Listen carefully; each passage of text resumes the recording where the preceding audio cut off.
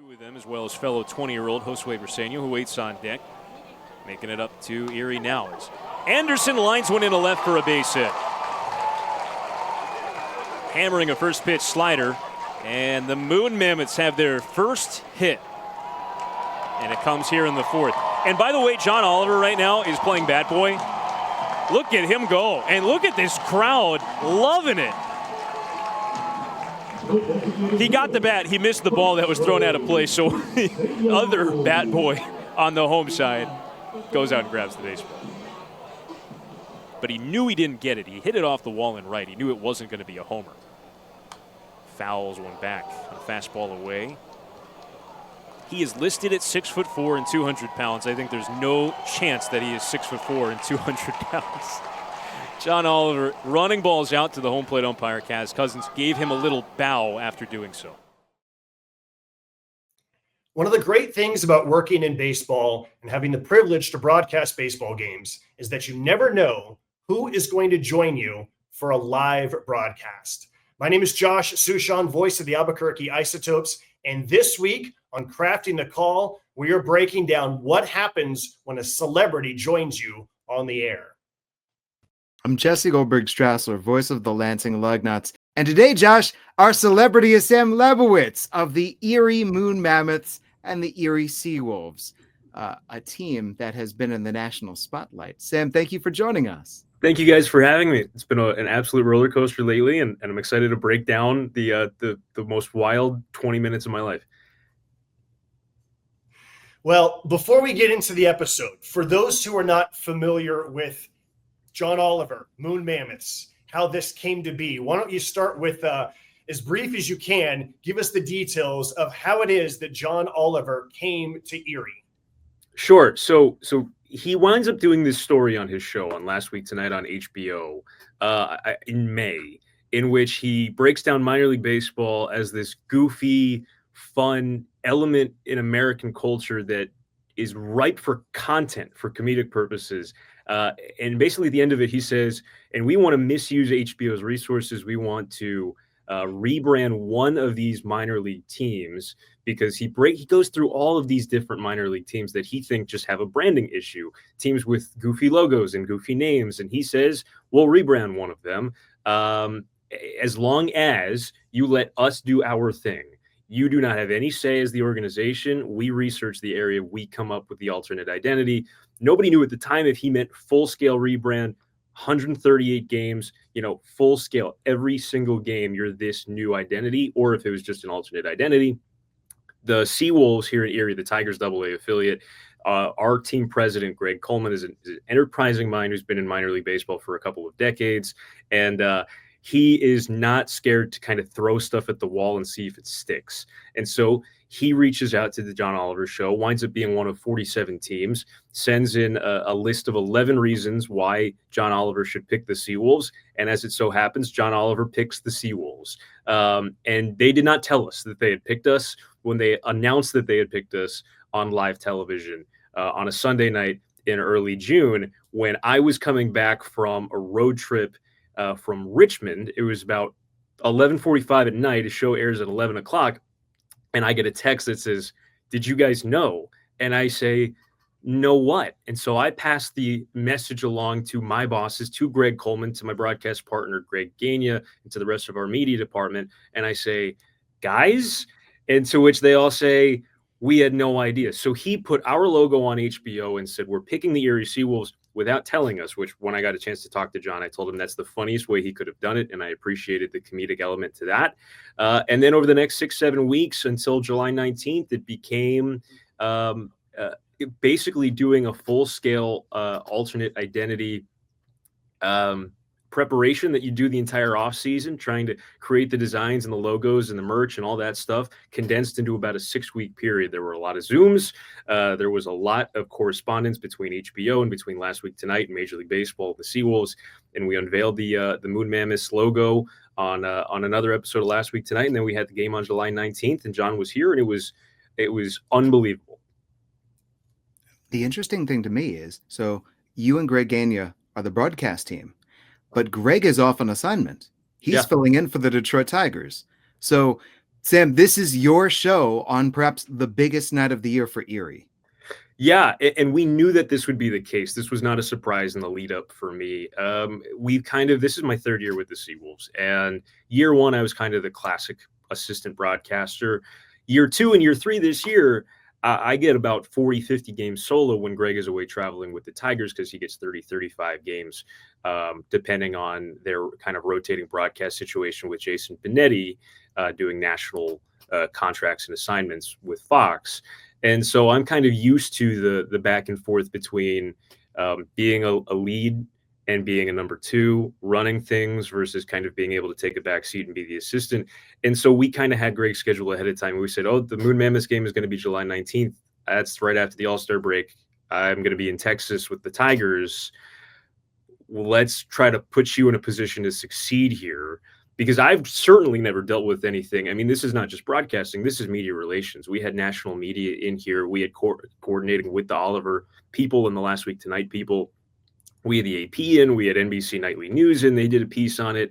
And so my day up until the broadcast itself was making sure all of that was taken care of and making sure that the media relations aspect was coordinated. Because the other part of this for the Seawolves is we have one of the smallest operating full-time front office staffs in the entire minor leagues. And so this was fully an all hands on deck thing. It still is an all hands on deck thing. I mean, just fulfilling merch orders. You guys would not believe the volume of merch orders that we've had to fulfill. I was stacking boxes an hour before the game on Saturday this past weekend. So it's been really crazy. And I was going to tell you guys once we kind of got deeper into this conversation, I had very little time to prepare for the interview with John Oliver for reasons that I'll get into later, I'm sure. But I sat down to do my book about 30 to 35 minutes before first pitch for that game because of all the circus that was going on that day. So it was a real whirlwind. By the way, I contributed to that merch order. I purchased a purple Mammoths cap. Yeah. Excellent. Excellent. All right. Well, let's go ahead and get into this half inning right away. And then we'll pause plenty of times because I'm sure Jesse and I are going to have a bunch of questions. The thing that's exciting for me is I've seen a few clips on social media, but I have not seen the entirety of it. And so let's get into the John Oliver Moon Mammoths broadcaster breakdown, which is quite a phrase, and I might use that to warm up my voice before the next broadcast. Alfredo Velasquez leads off in the fifth inning for the Chesapeake Oyster Catchers, who lead the Erie Moon Mammoths 2-1. And the first pitch is floated in the air down the left field line, chased by Ben Malgiri. It's a foul ball. We are going to be meted by John Oliver. He hasn't yet arrived at the broadcast booth. I'm told it's imminent. I'm going to pause right away. Where was John and why was he late to your broadcast booth? So, as you can tell, I was already a little flustered by using a word that doesn't exist there. I was trying to figure out where he was and trying to keep track of the game in front of me as well. And so I said meted instead of met. I think I was thinking greeted too. John had just been the bat boy, literally the prior half inning. And so he was running back and forth between home plate and the dugout, bringing balls out. He brings the baseballs out at one point and bows to the home plate umpire. It was outstanding content. And so he did not have enough time in the 90 seconds between finishing the half inning and getting up to the broadcast booth in order to get there for the first pitch of the inning. So I'm kind of sitting there with this backdrop that I had behind me as well, which completely screens me to the door of the broadcast booth. I had no idea when he was going to show up, but I knew that it was soon. I had a camera in my face, like a high quality camera from HBO in my face. And I'm just like, all right, where is he? Like, let's get going here. Like, I was anxious and I wanted to get it underway. So he was coming up from the field after being bat boy.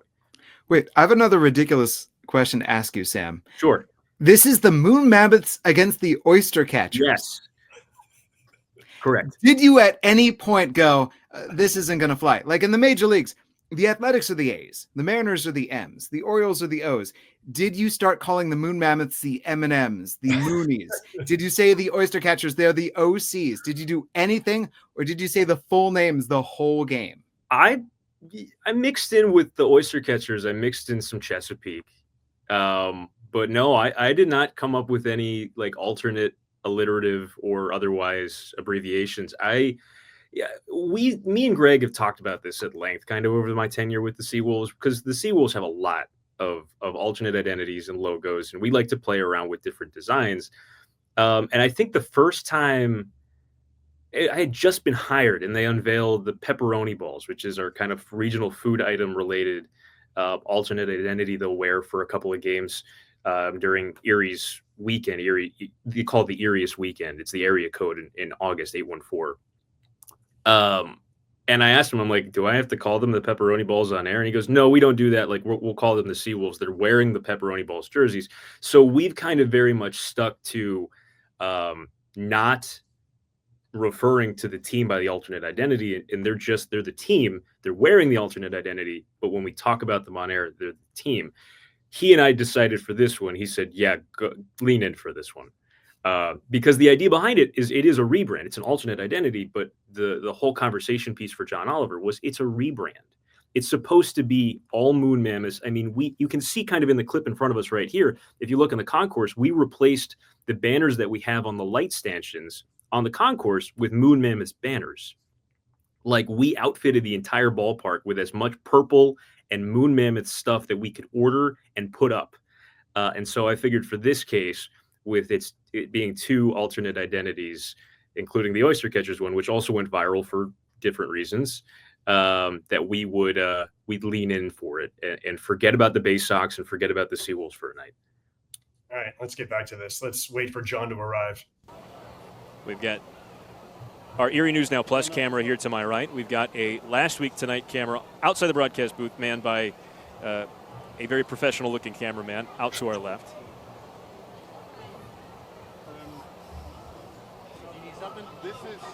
And here we go. John is arriving in the broadcast booth.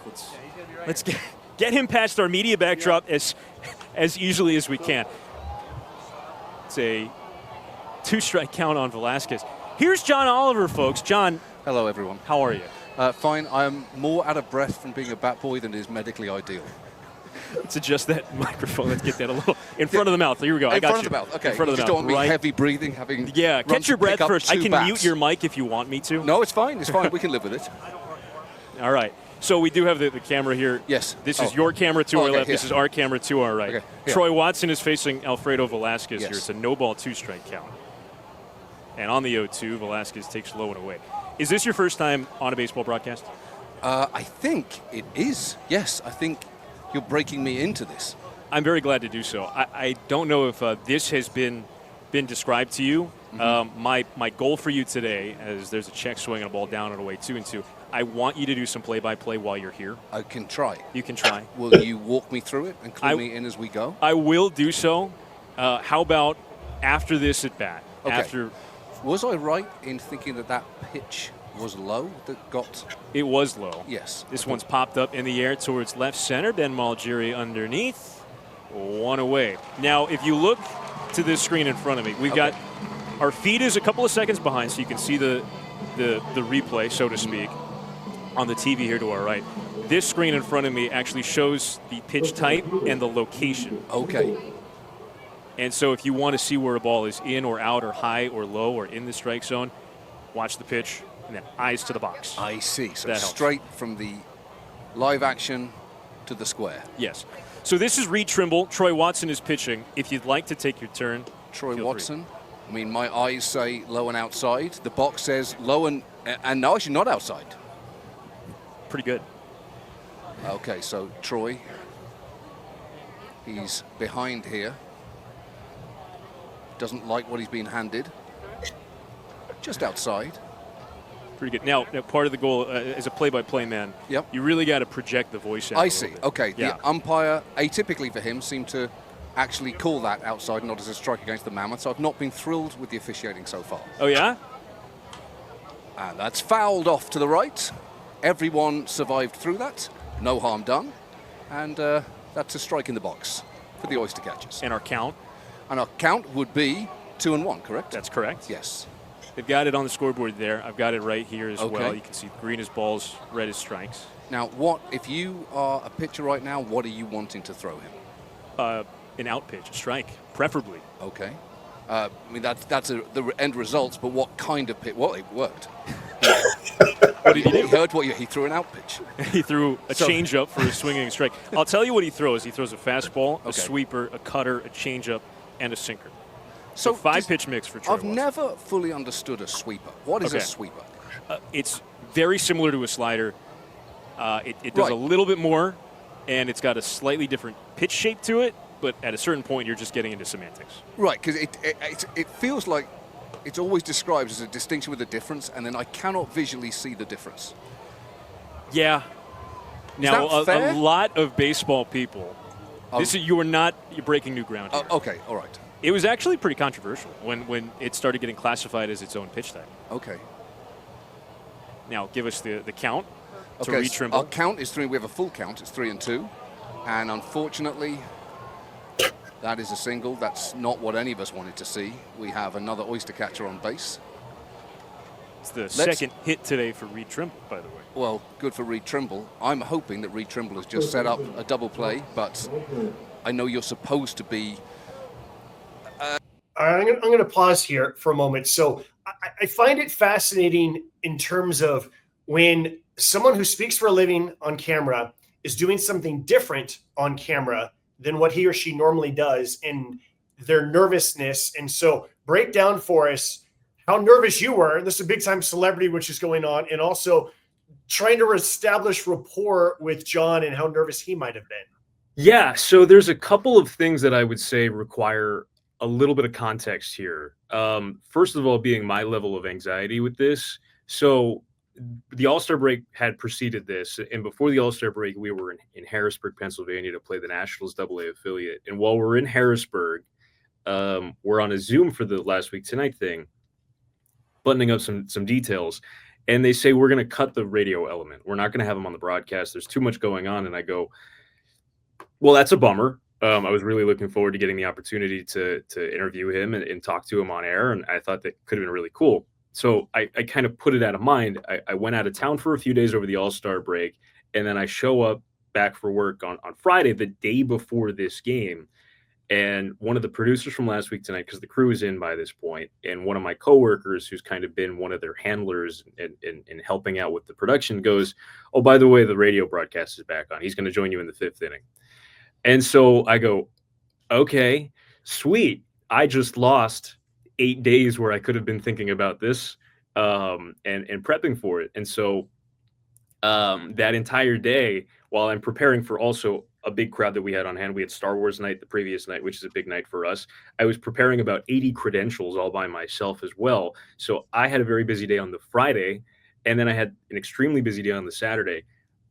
I didn't have much of a chance to think about how I was going to talk to him. I wasn't winging it per se. It was kind of in the back of my mind. And as you can see, I loaded up and used my silver bullet right off the bat, which was, well, he's a British comedian. The funniest thing I can have him do is call some play-by-play. So I totally agree with this. I think it's fantastic so far. Thank you. And so I wanted to figure out a way to incorporate that element to it. But other than that, I just figured, if I get stuck, he is a comedian. He is a performer. He's not going to let this die. He'll find funny things to talk about. And if I need to let him kind of steer us on course a little bit to make it entertaining, then I will. I did not come with a set of prepared questions. I had things in my mind I wanted to talk to him about, but from my preparedness, I did not get to prepare for this like I would a normal interview in the broadcast booth. For him specifically, I had about 45 seconds earlier in the day while transporting him from one media appearance to another in the ballpark right after he had arrived to introduce myself, tell him he'll be on air with me on the radio, and talk about our shared past Mets fandom, because I grew up in New Jersey as a Mets fan. And we were literally walking through the facility in this giant scrum of people trying to get him to his NBC Nightly News interview. And I'm saying, man, we're missing the David Wright jersey retirement today. How wild is this? And commiserating about that. So that was nice. But that was the only interaction I had before he actually showed up in the broadcast booth. Now he shows up and he's got these wide eyes and he's catching his breath from being the bat boy. And I could tell that he doesn't have his bearings at all. He doesn't know what's going on. He's put this headset on. He's looking at the field from a new perspective. He's never done this before. And so I think me asking him if he's ever been on a baseball broadcast before, like I did right at the start there, it made him sit back and think for a minute, and it helped him kind of, again, get his bearings a little bit. I could tell that he was anxious, and seeing that he was anxious too, I think also helped my anxiety level and calm me back into it. And then once we got going, and I think that the best stuff is yet to come personally, once we got going, I think we really hit the ground running. But the other bit of context I think is required here too is that he shows up. I've been working with the one headset. We throw the other headset on him. I don't realize that the volume knob on his input channel not working, because he shows up and I can tell instantly that he's soft. And that's me continually trying to get him to adjust his mic to get closer to his face. You see it, I did it right off the bat, is because I have people in my control room. I have my director of entertainment who runs the stream texting me as well. They're like tapping on the window to my right that I can see into the control room with, and they're saying, bump him. Like, he's soft, bump his volume. And you'll see me reach for the codec in front of me a few times during this inning. The volume knob does not work. We're actually sending it in for repairs this week because we need to get it working again. We're getting a loaner box from Thailand because this is how I realized that our box is malfunctioning. And so that's the other bit. I'm freaking out internally about how to get him to sound louder. And so those are little context bits to kind of inform the rest of this, I think. I've got really big thoughts, because this is not a deconstruction of broadcasting. This is a construction of broadcasting. Here's this, we use this. Here's this, we use this. Here's the strike zone. There's so much going on. Yeah. We need to get back into this. So I don't want to talk too much, sure. But I will say you have one of the most unusual pitchers that I've ever met on the mound right now. Yes, you have a history with Troy Watson. When Troy was in Lansing, he once turned to me and he said, strikeouts are bad for me. I'm not going to strike anybody else out. He is a highly unusual human being. All right, let's get back out of the broadcast, because I can't wait to see what happens next. A little fairer in terms of your commentary. Is that Yeah, a little less opinionated, I'd say. We try to at least present things as objective fact. Right. You can root for an outcome, but you don't want to encourage that outcome to happen. You can say that sets up a potential double play ball with Max Wagner. I see. Without saying, perfect. We hope that he hits into a double play. We hope upon hope that nothing would be better right now than a simple double play. We'll just say a double play is possible. Some people would like that to happen. Certainly the Moon Mammoths. And I, as a Moon Mammoth fan, that's fouled off, and I think that is out of the stadium. Some lucky fans going home with a souvenir. Very good. Very good. That was great. John just gave me a look of, like, seeking approval. He was like, did I do good? On cadence alone, surely. That is Costas-esque. Speaking of Bob, I was so impressed that Bob Costas got that. I know. Did the narration for the Buzz E-Mammoth hype video. I know. It was an absolute thrill to have him do it. Did you speak to Bob at all? No, our director did speak to him during the taping of it. I've met Bob Costas before. He's a wonderful guy. And Bob Costas, as our director told us, will give you the Bob Costas read. You will ask for any slight variation. He'll give you the Bob Costas read a second time, and you're happy with what you got the first time. And I thought he did a great job. Did we use fantastic. This? Did we take the one or did we take number two? You take the one, because Bob Costas knows what he's doing. Absolutely. He knows you booked Bob Costas for a job. He can give you a Bob Costas voice better than anyone else can. And you're going to be happy with what you get. He's a consummate professional. And it was very exciting to have that voice announcing the Mammoth. That looked low to me. No, it wasn't. Look at that. It's inside, it's ball 4. So 2 on with 1 out for Chesapeake. That's the... So, obviously I'm going to call this fair. I didn't want 2 men on, but it does set up, one would say, a rare triple play. Well, we got 1 out.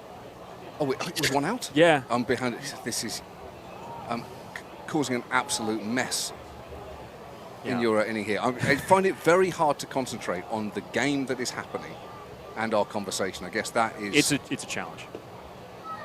That's where the Ron Darlings of the world make it look so simple. He does, really. Ron Darling. I grew up listening to Gary Cohen and the entire Mets broadcast booth. I was going to ask you about this, too. You and I very briefly chatted about this for exactly 14 seconds. You're a Mets fan. Yes, I am. Yes. I grew up a Mets fan. Yes. we missed quite the game today, it seems like, or at least the festivities at Citi Field. Oh, yeah. It sounded like it was going to be absolutely spectacular. My son badly wanted to go, and then he had strep throat, and I didn't want to give Citi Field strep throat. So he stayed at home and watched it. I can hardly blame him. With David Wright getting his number retired. My parents were there. They were? Yeah. Oh, that's fantastic. Oh, no! I mean, it's a single, but yeah. I'm afraid that's a run for the Oyster Catchers. It's a Creed Willems RBI single, and it's a 3-1 ball game. Singling through the right side, ground ball hit. Creed Willems trotted in like a disinterested horse. John, can we have you move your mic a little closer to your Yes. mouth here? I was just saying that Creed Williams' gait there seemed a little unenthusiastic. Oh, you want it right up and in? Yeah, right up close. Wow, you like the mic really close. That's Yeah. For some reason, my little knob here is not boosting your audio at all, so we're going to go the old-fashioned way and just move the mic closer. It's like zooming with your feet for cameramen. Here's Adam Retzbach, first and third, one out. Line drive the other way. It's a base hit. Sorry, I'm just taking a play-by-play. They are absolutely piling up the runs here, the Oyster Catchers. 4-1. And there's some dissatisfaction in the crowd. Can you hear that? I heard a couple of murmurs that sounded like Moon Mammoth. Yeah, they're not saying Moon Mammoth, they're saying boo. It's going to be the end of the line for Troy Watson. Andrew Graham, the Seawolves manager, is going to make a pitching change here. It'll be 2 on with 2 runs home in the 5th inning. And 1 out. So we're going to take a break here in the broadcast booth. Let you catch your breath from being a bat boy and go to the bullpen. We'll have a new Moon Mammoths pitcher when we come back. That sound good to you? Sounds great to me. All right, we'll break for a pitching change. New pitcher for the Moon Mammoths, Andrew Magno. Very good, John. That was great. Introing our new pitcher after the I kind of coached him up on that one a little bit. I mean, you coached me up real good. Short of a slap on the buttocks for a job well done afterwards, that was world-class coaching. First pitch goes to the backstop, and Creed Willems heads to third, and Adam Retzbach heads to second. So a wild pitch on the first pitch to Tavian Josenberger. You're quite the popular man here in Erie, Pennsylvania. I think my popularity is being vastly overstated in Erie, Pennsylvania, and Erie, Pennsylvania alone for this one night only. But I do appreciate it. I think that it speaks to the fact that people here are so responsive to this whole Moon Mammoths thing and appreciative of you putting Erie in the national spotlight. Well, it's been really edifying to see how people have taken to it in Erie and how much the Seawolves have been fully part of the creation and the execution of all of this. It has been everything I love about minor league baseball. It's, there is an eccentricity to it, a powerful eccentricity, and I think that's what we're really trying to amplify. 1 ball, 1 strike on Josenberger, the infield in, and Magno deals a strike 1 and 2. Left on left here with Josenberger. 4-1 Chesapeake leads in the 5th inning. One thing I did want to ask you, and you kind of touched upon the why you love minor league baseball, the eccentricity of it, and leaning into the fun aspects of such a competitive sport. First, we'll get this 1-2 on the way. Just a foul. Couldn't hold on to that one. Lorenzo behind home plate. I want to know what the moment was when you thought, hey, there's content here with minor league baseball. We can do something fun and engaging with this sport. What was the one moment where you went, let's look into this a little bit? Well, I think it was a writer of ours, Charlie, had pitched a story on minor league baseball, and then it was as we were looking through some of, not just the team names, but some of the marketing that the teams were involved in, of course, Oyster Catchers snafu, it wasn't just how funny the mistake was. It was how good they were at owning the mistake, and it just felt like a net positive to everyone. It felt at times of negativity, and it feels like we can be living in those times right now. See that curveball? That was filthy. That it was. That was Kershaw-esque. Oh, I'm going to tell Andrew you said that. He's going to like that. Oh, good. Okay. Kershaw-esque on the Uncle Charlie there. That was something special. The curveball to strike out Josenberger. Now Magno has an avenue out of this if he could get out Carter Young as well. But yeah, it was love at first sight, really, with minor league baseball. It felt like our show deals with our main stories that are often incredibly dark, And we are always on the lookout for something that is actually life-affirming rather than incredibly depressing to end the show with. And so the moment I started going through the materials in minor league baseball, it was clear that this was a perfect fit. And this community is really taken to it. Oh. Yeah, it's been fantastic. I gather it's going to be 4 games, and then I'm just excited to see if this is it. That's great. And if they want to bring it back for special occasions in the future, have at it. The Moon Mammoth is theirs.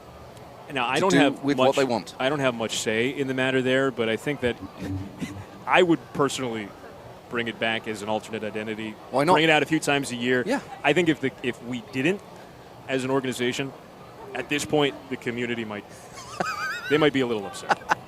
Though, I mean, deep down, if this ends with a revolution in Erie, then I'm not against that either. All possibilities are on the table. We've got a Welcome. history of naval battles. You do.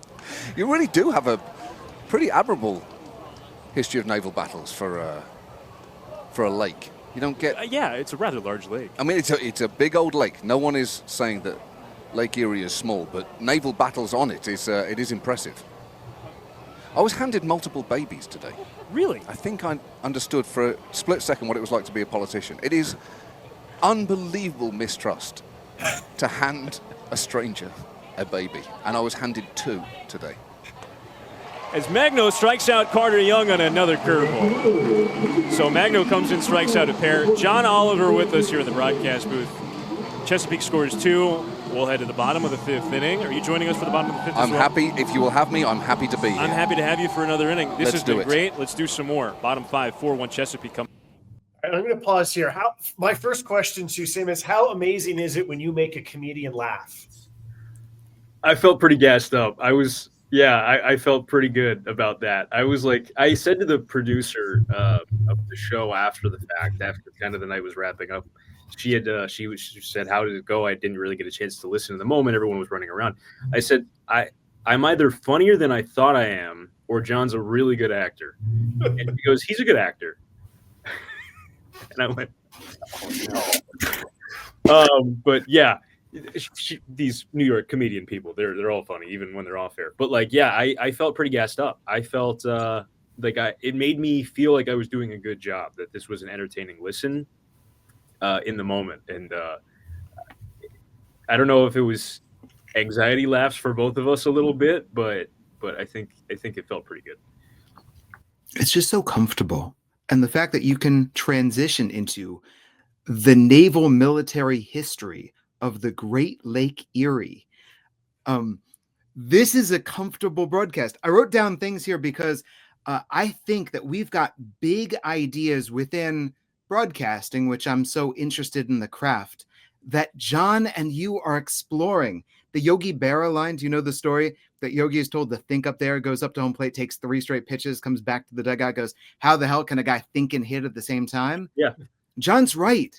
How does a broadcaster pay attention to both the conversation and the game at the same time? And yet you have to. How in the world do you subtly insert the team that you're rooting for while not being a blatant homer? That is part of the art of it. And that is something that you touch on here. The view from the booth can lie. You can look from above. You can say that pitch looks outside. But now that we've got a chance to see the strike zone, we can see, oh, it actually was over the plate, but low. That's important to touch on. So all of these different things that are within the broadcast, within the craft that maybe we've thought about at one point, maybe we've forgotten, he is unpacking in front of everyone and putting it out there and saying, this is part of the broadcast. And one further, nobody eats the microphone like a baseball broadcaster.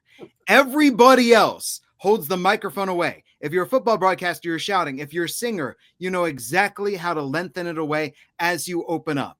But a baseball broadcaster eats the microphone because the sound is intimate. Yeah. Yeah. All true. Not stuff that I was necessarily thinking about in the moment. The 1-1. Yeah.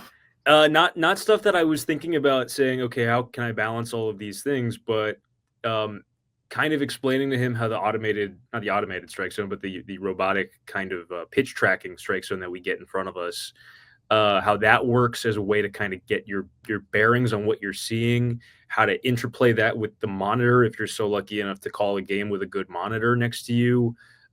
Like all of it was just a means of helping him get his bearings from an angle that he's not used to calling a game at, and certainly not used to having a conversation while watching a game at. Our press box angle here at UPMC Park is a little bit off the third base side. We're just slightly kind of behind the right-hand batter's box. And so it's not a perfect, like, straight-on angle that we have here.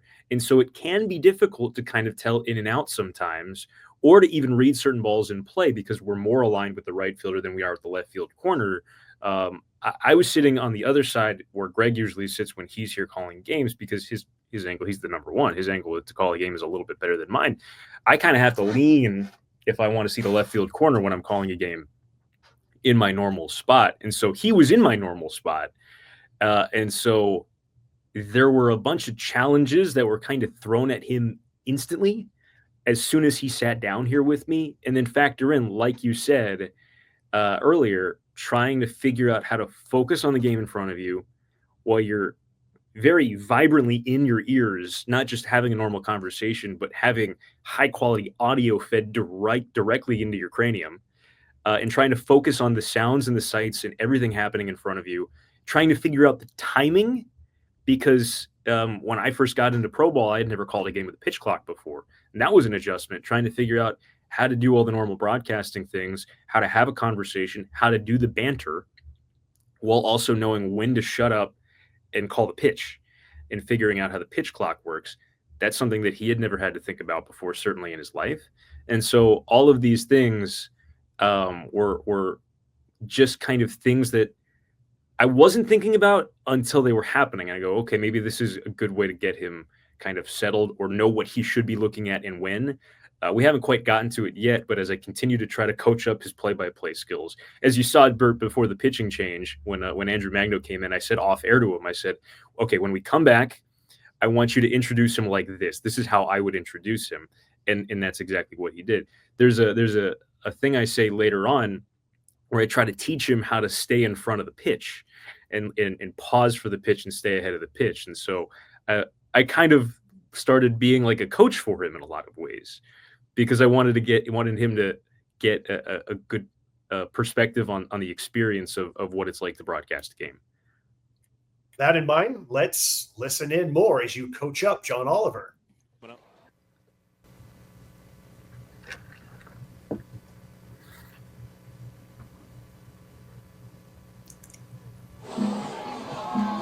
Sam Lebowitz, John Oliver to my left. Yes. Here at UPMC Park. The Chesapeake Oyster Catchers lead the Erie Moon Mammoths 4-1. Roberto Campos leads off against Trey Gibson. John, are you feeling maybe a little more, we just started, a little more settled maybe in your second inning? I think so. I mean, not so settled that you don't have to keep correcting my microphone. My mic technique is clearly terrible for a color commentator. I just want to make sure, because our audio knob is not adjusting, so I just want to make sure you're actually coming through audibly. I don't mean to put my hands in your face. I mean, there is absolutely nothing more infuriating for a British person than having an American person correct the way they speak. That's fair.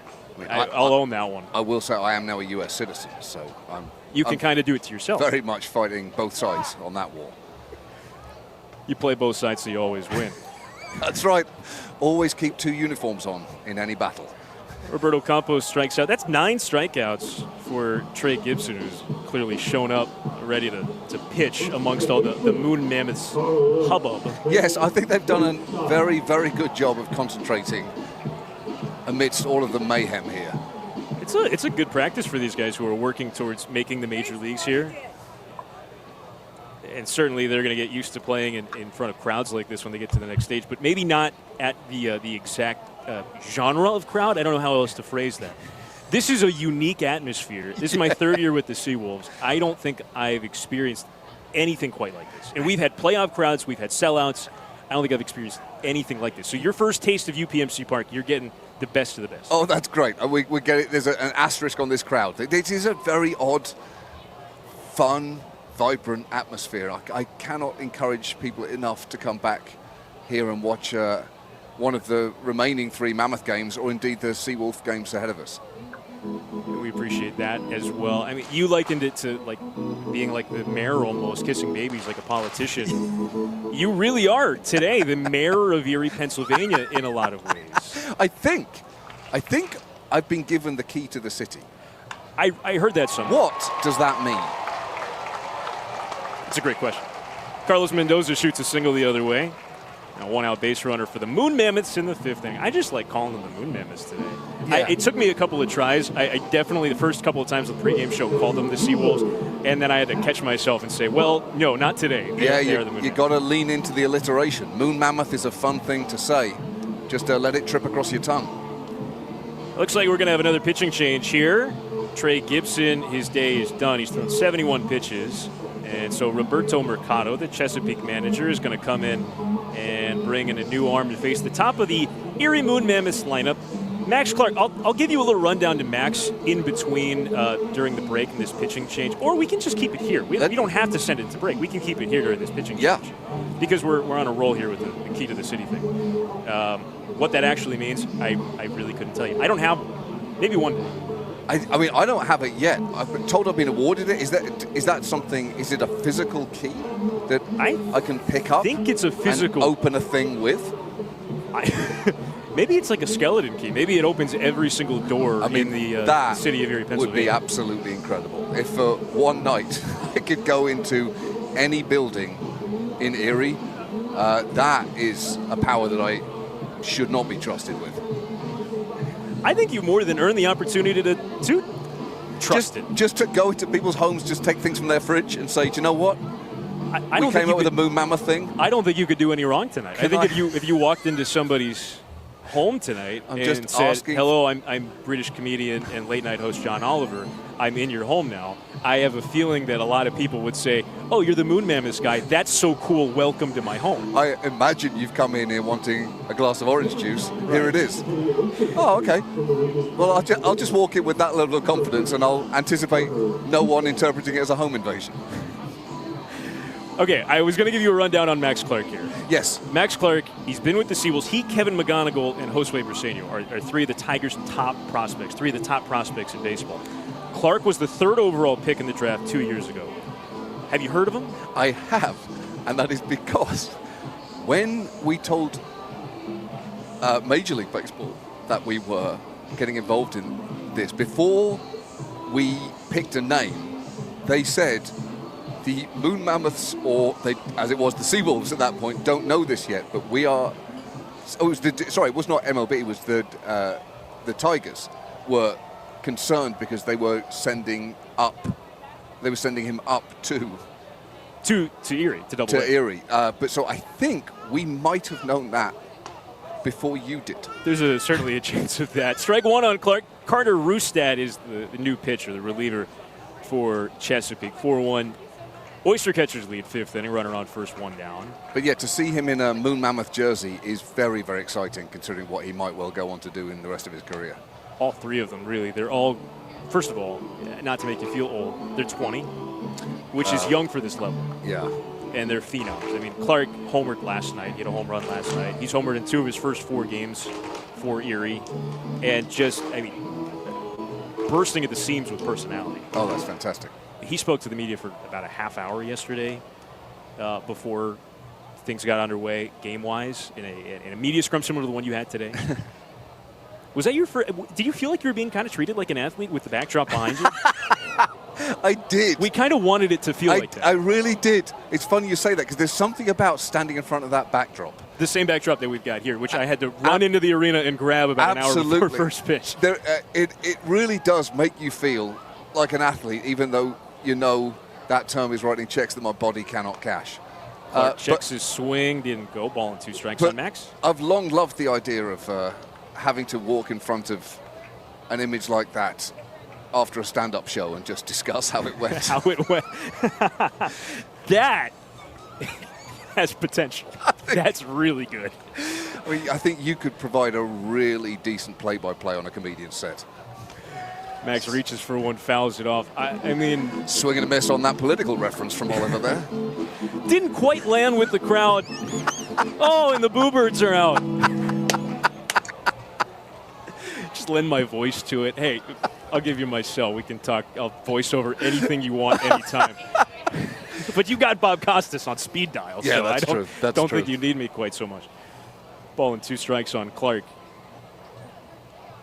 Driven down the There you right go. field line, hooking foul. Oh, Close, almost.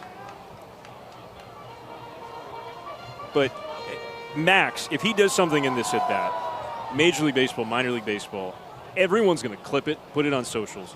So I'll let you take the reins on Max here, because Max Clark, first of all, he'll amplify anything if he does something here.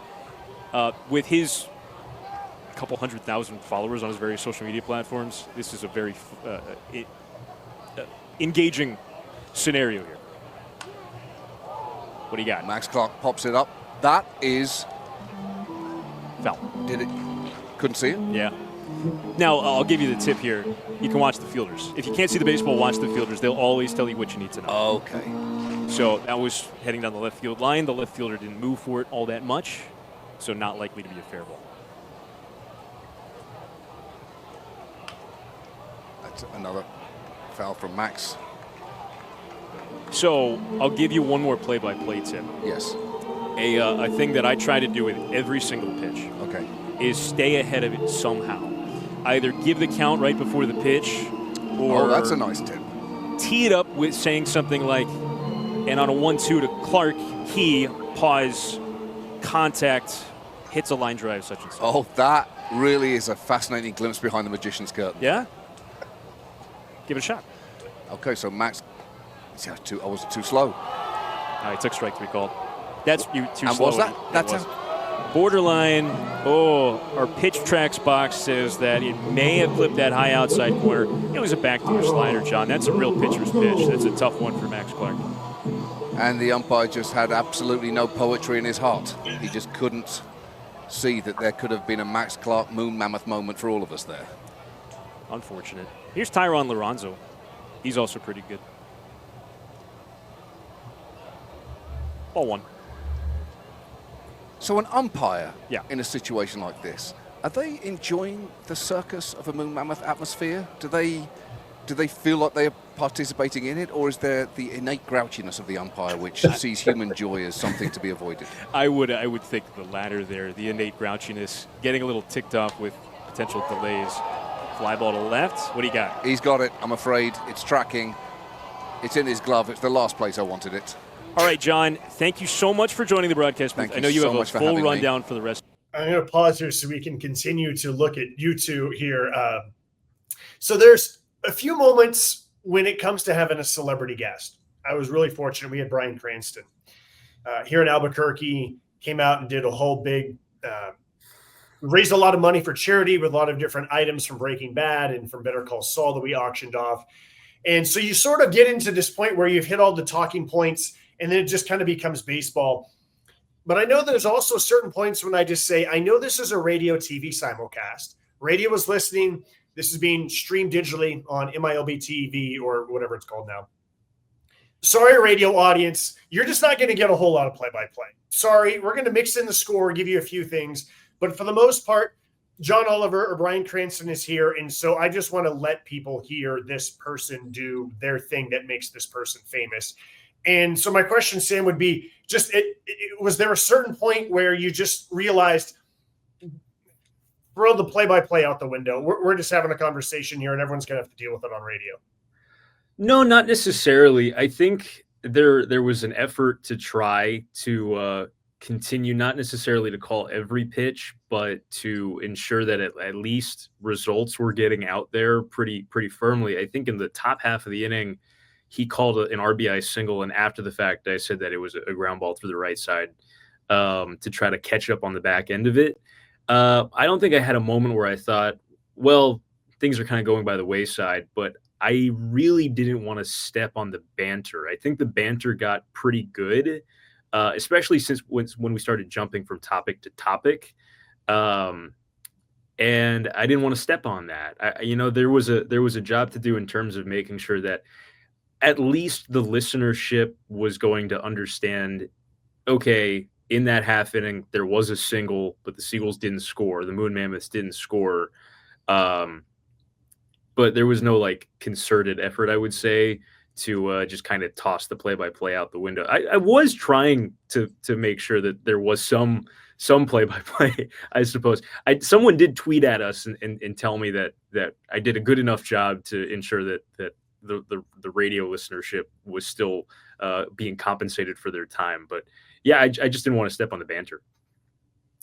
You mentioned the natural stand-up comedian aspect of John, and I think that comes out especially here, because just listening to his imagination wander, the whole jaunt into a post-game press conference for a stand-up set is excellent. Or having the play-by-play guy while a set is ongoing. There's the brief observation as to what does the key to the city unlock. And then the observation about the umpires and how are they perceiving anything. Like, that's where it really helps to have him as a guest, or for you, Josh, Bryan Cranston, a guy who's just so comfortable, who can just look out and say, oh, what do you think about this? And that's a delightful thing to muse about while the game's going on. Yeah, I could not agree more. And like I said earlier, the fact that I didn't really get a chance to come up with like a list of things that I wanted to talk about. The couple things that I wanted to talk about were, I wanted him to do some play-by-play. I did ask him earlier. I wanted to see if I could get an answer to, hey, when was that one moment where things kind of clarified for you that minor league baseball was an opportunity to do content on, to do stories on for the show? That was a question I wanted to ask him, and I got to ask him that question. But like I said earlier, I knew that if I got stuck, or if I couldn't necessarily think of something interesting to ask him about, he wasn't going to let the ship sink here. And he just kept bouncing.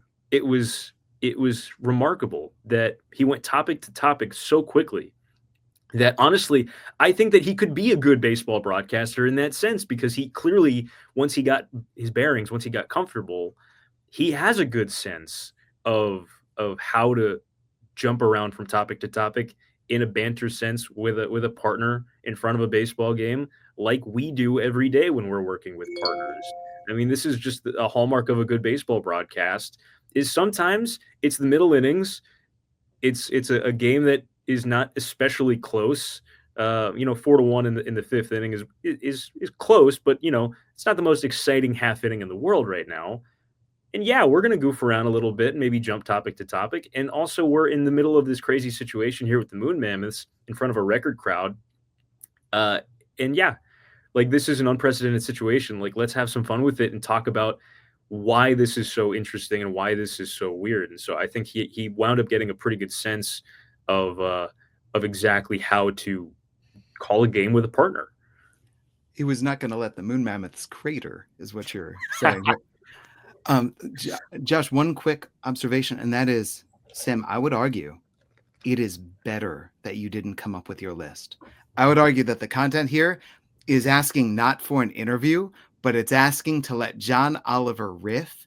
And because that's what happened, because it's just you and him riffing is exactly what I want as a listener, as a viewer. Yeah, I think it wound up being kind of a blessing in disguise, that they had told me it wasn't happening, that it was put out of mind for the week and a half leading up to it. And I didn't have to think about it. And then all of a sudden, once I had the opportunity to think about it, I didn't get the chance to think about it. I think it was a blessing in disguise, because I got to kind of approach it a little more laid back, or, hey, this is a big thing. This is a big opportunity to talk to him. But it's not the most important thing today. The most important thing is making sure that everything is ready for the day itself. And then whatever it's going to be on air, it's going to be. And I do this every day. So if I have to kind of let the natural repetitions of it, the muscle memory take hold, then so be it. And I think that's kind of what happened. Overall, Sam, I thought your voice just sounded outstanding. Yes. Whatever level of nerves or anxiety, it was not evident at all in your voice. You sounded like what you are, which is a professional broadcaster who does this every day. And even though it's a totally unique situation, it's really easy to kind of become over the top fanboy in these moments. And I thought the banter was natural and back and forth. and you guys both laughed and had like these cool moments. And again, I compliment you because that's why I was so excited to listen to this entire inning, because you just don't know what the heck's going to happen when you have a comedian in the booth and when there's a game going on. And yeah, it was really fun just to listen to the entire thing play out as natural as it did. Yeah, I left the interaction really buzzing, and it kind of carried me energy-wise through the rest of the broadcast. And the Moon Mammoths wound up losing the game, and the ninth inning was filled with drama and high leverage, and it wound up a one-run game, and the bases were loaded with 2 out of the ninth before a strikeout into the game. And Come on, Briseño. yeah, I know. And by the way, the cool kind of coda on this story too is that the actual piece came out in the show on HBO last night, and they pulled almost every one of my calls. Like my voice was all over that. They didn't use anything from the actual interview itself other than kind of one camera shot of the two of us together, and Bob Costas saying that, over voiceover, because he did the voiceover for the piece too, that he kind of mucked it up on radio for an inning. But it was extremely gratifying because an HBO audience is listening to my calls over a minor league game and kind of walking away with that sense of, that's just a professional broadcaster who is doing the game, who sounds prepared and who sounds like he's doing exactly what he should be doing. So it was a very gratifying experience that I firstly got to have this inning with John that I felt went well, and probably as well as it could have given the context. And then two, that I felt like it helped me actually call a good game.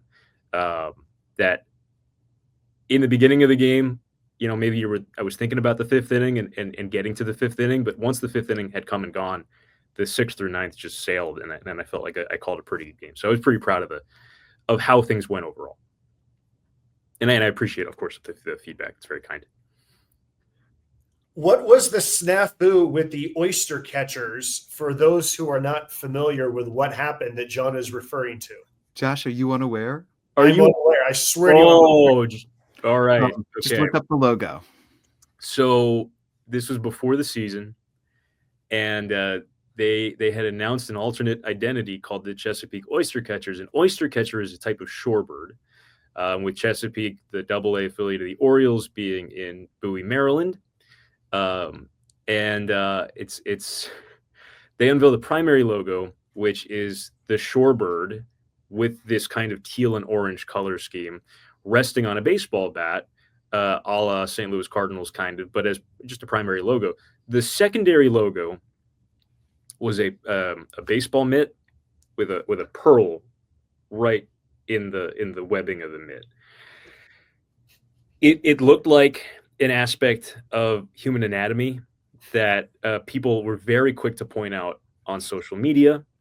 We had Major League Baseball like emissaries in the ballpark for the actual Moon Mammoths night, and we were kind of powwowing after the game had ended and cheersing to the night as a success. And this came up, and one of the minor league baseball employees who helps run social media, he said, "Yeah, that was a bad day at work." They like scrapped the secondary logo and anything that had the secondary logo on it, and they wound up coming out with a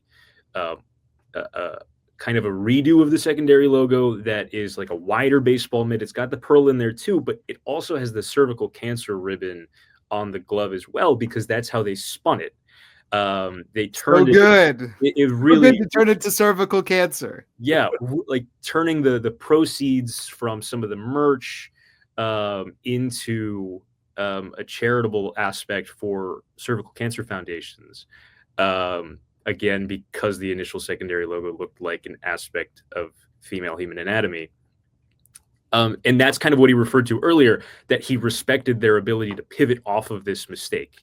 That, again, somehow nobody caught and said, wait a minute, but they were able to turn it into a good story. And so that's why they wore it for this game as well, because the Oliver Show, I think, had covered it briefly when they started to talk about minor league baseball. And the show had actually reached out and said, can you guys wear the jerseys? Like, that would be really cool for us and really fun for us. And so they did. And that's just kind of how it came about. But yeah, that was a big thing on social media. I think it was in mid to late March, where everyone was, I remember vividly here in the office, it was kind of in the middle of the afternoon towards the end of the day, and people were taking their cell phones and going, look at this. What does this look like to you? And like, there's no way, right? And that was, it was an entertaining little aspect. What else about this night do we need to know in terms of the broadcast and what has happened with the Moon Mammoths and the Sea Wolves since then, going forward before we wrap up this episode, Sam? It's just been this remarkable windfall of an opportunity for the organization and for the city. It's put a spotlight on a very small community. This is one of the smallest markets in minor league baseball, period, especially for a double-A team. Like I mentioned earlier, that we do not have a very large front office. We do not have a very large facility. And this was a record-setting night for us, not just in attendance. It was a record-setting night for us. Our team store broke its record by like 4 times what it had previously done. I mean, there was a line that went all the way down the third base concourse to basically behind the home dugout from our team store. But because of the way our concourse is kind of set up, people could just like chill in line and watch the game from right where they were. So it was a huge night for the team store. It was a huge night for the organization. It's still proving to be a huge thing for the organization, period. I think we did, when last I heard, and it's been a few days, I'm sure the number has gone up, especially since the show aired last night. We had done more than 10,000 merch orders online. We've done about 4 years plus of online merch sales in about 4 or 5 weeks, period, already. Yeah, I mean, our front office right now looks like an Amazon shipping facility. That's how many boxes are lying around waiting for to be picked up by the post office and all that stuff. It's we are trying to take advantage of the opportunities in front of us and taking advantage of HBO's resources to order everything we can. I showed you guys this earlier. We put nachos in these Moon Mammoth helmets on the night of. Hold on a second. I'm going to remove you and John so that we can zoom in on. Actually, I'm going to remove Jesse and me just so that you can zoom in and show us. For sure. So we've got, this is just like a nacho helmet that we have a kind of we call it the South of the Border cart. We do nacho bowls, and we thought, well, what if we just put them in Moon Mammoths helmets for the night itself? We got stickers. I just brought a few items just to kind of show off. We got we did rally towels that say Moon Mammoth on it. Like, we're just trying to get creative. We're doing a plush that's going to come out probably closer to the holidays once we can get those into production. We're just like trying to figure out ways to take advantage of this and make it an exciting thing for the fans who want to take part in it. A lot of people are buying the merch because they say, well, this is maybe a one-time only thing, and this is something that I want to remember. I bought a jersey. I wore it on air that night. I bought a cap for myself because this is a part of my career that no matter where my career takes me, I'm never going to forget. It was a really remarkable evening of baseball, really remarkable 5 or 6 weeks leading up to it. And it's been a lot of fun since. The team is good. You talked about the prospects on air. We have a good team. We made the playoffs this year again for the 4th straight year, looking for a 3rd straight championship, which is really exciting. So things are kind of all coming together in that front. The off the field stuff has been really exciting with the Moon Mammoth stuff. The on the field stuff has been really exciting with the quality of play from the team and the quality of player that we have here. It's all kind of gelling at the right time. And it's led to a lot of entertaining broadcasts, both with and without John Oliver. I'm going to challenge you real quick. In 60 seconds, why the Moon Mammoths? Oh, I suppose we haven't talked about this. Okay. No. Yeah, why actually the Moon Mammoths is because in 1991, a amateur scuba diver named George Moon in Lake Pleasant, which is a nearby lake. It's not Lake Erie itself, but it's a nearby lake in Erie County, went on a scuba diving jaunt down to the bottom of the lake and found most of an intact mammoth skeleton. He thought they were dinosaur bones at first. They were woolly mammoth bones. They were put on display for 1 day in the State Museum in Harrisburg in the state capitol. They're not on display full time because they're too brittle to be on display full time, but they were on display for 1 day in 1991 after George Moon found the mammoth.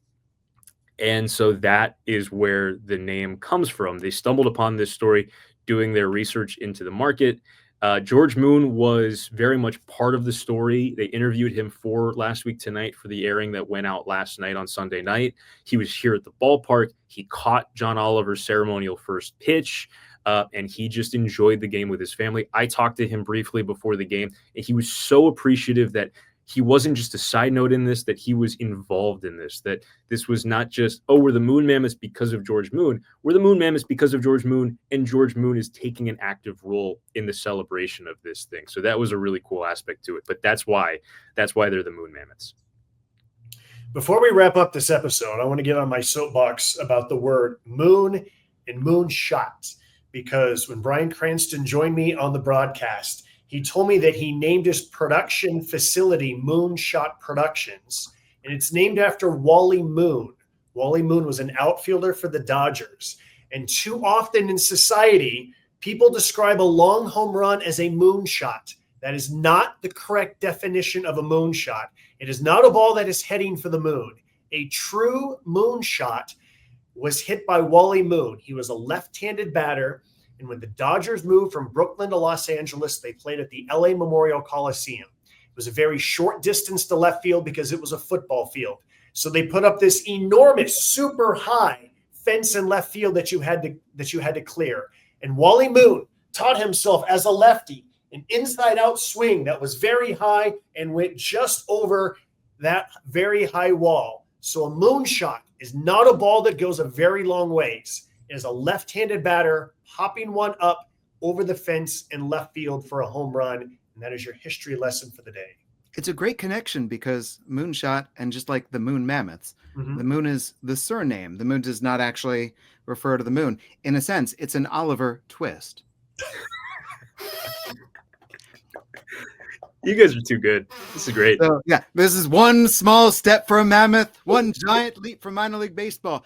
This is, to my mind, two items that need to be taken away from this moving further. And that is, first, we should start describing more runners as having the gait of a disinterested horse.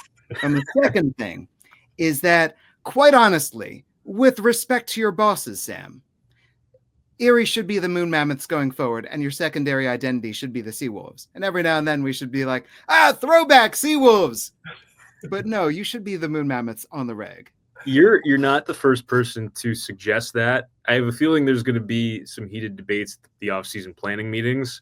At the very minimum, like I said on air during the interview, there would be riots in the streets if we scrap this after the 4 games we're wearing them this year. The purple helmets, the purple batting helmet. Wait, perfect, right? The lavender batting helmets, the jerseys, outstanding, right? Like the whole thing, awesome. Just so cool to be a part of it. I've been gushing. You need someone to record a purple moon rising. I see a purple moon rising, etc. Ripe with opportunities for content here. I mean, we can really go all out. I mean, the purple is deep. Really? If we get some weather, if we get a weather delay during a Moon Mammoths game, it's a purple rain delay. Purple rain. I can't add anything. You guys are on a roll. I'm just going to sit back. Sam, thank you for taking this time. And for you personally, but I would argue just in terms of minor league baseball, I went into this going, all right, let's really enjoy this half inning. And what it began and what it became was you and John Oliver discussing what makes a play-by-play broadcast and then going forward from there. So I told you going in that there would be some surprises. This was really fun, and I appreciate you taking this time. I really appreciate you guys inviting me on and having me. It's been an absolute whirlwind, and this is a nice little coda to kind of deconstruct it as you guys do. My biggest takeaway from this is don't over-prepare. Maybe have a couple of bullet points in mind, which you did. You wanted to see if you could do some play-by-play. Just be in the moment. Listen, react. Because I think it sounds better than when you try to script it out. We don't script things in baseball. We just react to what's on the field. So whether you're reacting to what's on the field or you're reacting to this hilarious British comedian, just be in the moment, react. Yeah, absolutely. Couldn't agree more. There you go, Josh. There's our eeriest crafting the call ever. I'm Jesse Goldberg-Strasser with the Lansing Lugnuts. And I'm Josh Sushon with the Albuquerque Isotopes. And for Sam Lebowitz with the Erie Moon Mammoths, thank you for watching this week's edition of Crafting the Call.